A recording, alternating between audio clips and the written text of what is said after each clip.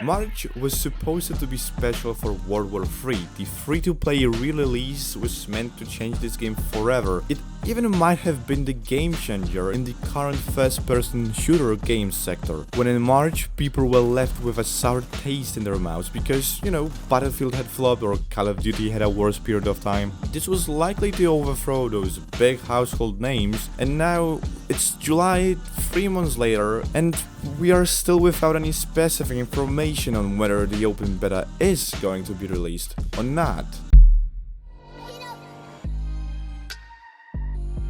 If you appreciate what we do on this channel and want to keep up with the latest news, I highly recommend to subscribe to our channel.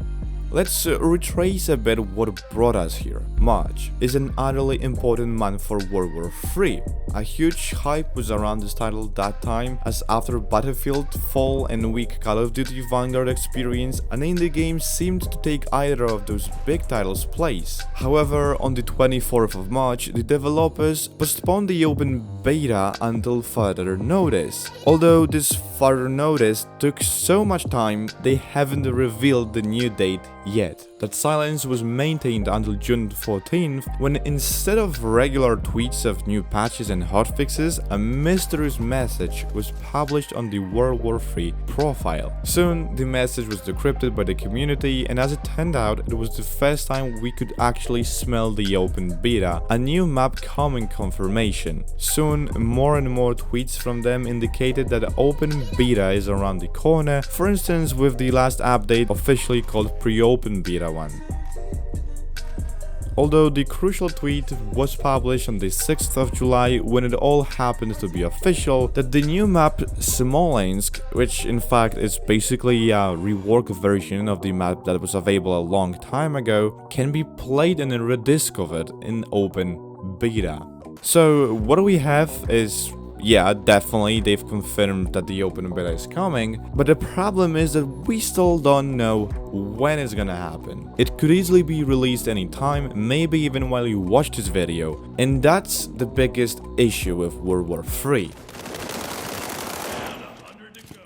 See, the whole open beta saga lasts too long, and World War III has just wasted its potential to shine many times, and even when the biggest hype for it occurred, which was in March, still we got nothing. This is the problem, because people just forgot about it and it has begun to slowly die out. The problem is also with the developers, which might be very close to their community, responding to almost all tweets, but in overall they lack transparency. They hedged to important communities' questions, often using memes, and that makes the future of the game just less clear.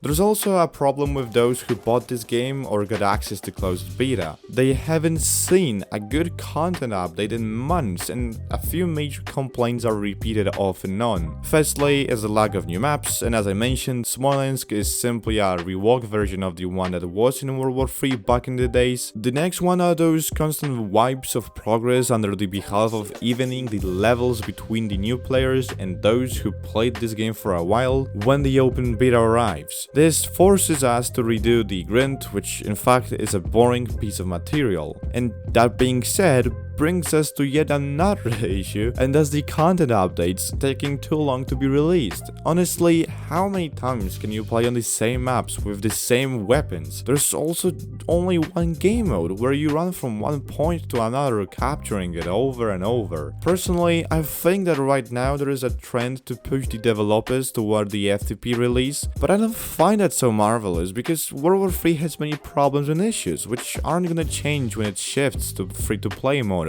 It isn't still clear why they've postponed the open beta. Basically, they haven't done anything so important with the updates of closed beta that would indicate their hard work. If they really needed that, I assume that after 2 missed opportunities to release World War III, one when Battlefield 5 was released, yeah, it takes that long, and the second one when Battlefield 2042 was released, there is still a big possibility they won't bounce back from the constant delays.